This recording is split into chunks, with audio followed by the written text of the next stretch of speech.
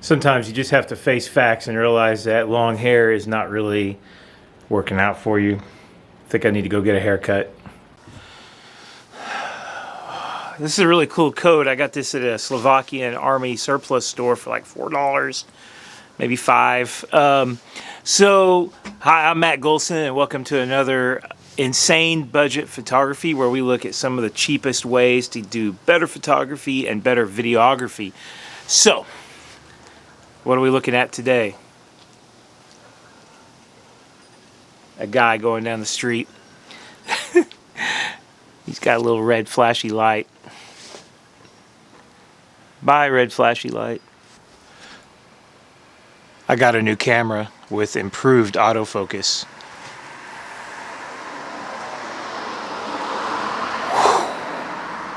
That's fast. Besides really fast autofocus, what does every filmmaker, video maker, videographer, whatever need? What do they want? What do they need and want? What you really want is stabilized footage. And everybody knows that these GoPros have excellent stabilized footage, but they have a big weakness. So what if you want a focusing camera like this one and you want stabilized footage? Well, you're gonna need a camera stabilizer like this thing. This is a knockoff of a knockoff. So GlideCam makes these things. They're like $800. They're like professional. Basically, they look identical to this, but they're like $800. I don't know why. And so then you've got companies that make knockoffs that are like maybe $100, $200, and this is a knockoff of a knockoff. So I got this on Amazon for I think $25, $30. And I got it a couple years ago, and I've never really used it because when I first tried to use it, the results were just really terrible. The biggest problem is the weight. So I think this is, this isn't carbon fiber. This is pretty heavy. So this unit by itself probably weighs about two or 3 pounds, and the grip the way you hold these things, it really seems to strain my forearm. So when I set this thing up for my Canon T4i, it was so heavy that in a few seconds it was just really hard to hold after 30 seconds.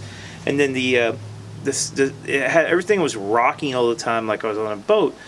So I have the tiny little Canon M50. Look at this tiny little camera.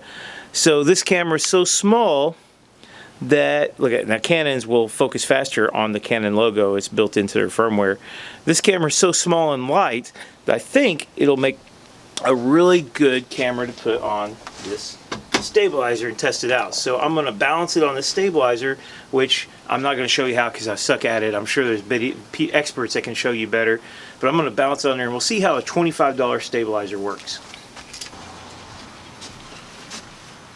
Well guys, I got this thing about as balanced as I can get it, and it still doesn't seem right to me because like you watch people on YouTube, they can sit these things up and jerk them around and it stays perfectly straight, and this thing is getting some wobble to it, and it just, the camera is turning directions. So I think the very best I'm going to be able to use this thing is to kind of support it, just kind of hold it down here and then walk around with it, and I think that'll still make much smoother footage. Let's try it out.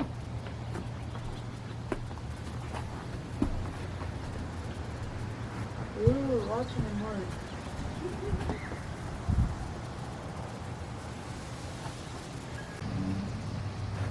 Maybe he's acting nervous.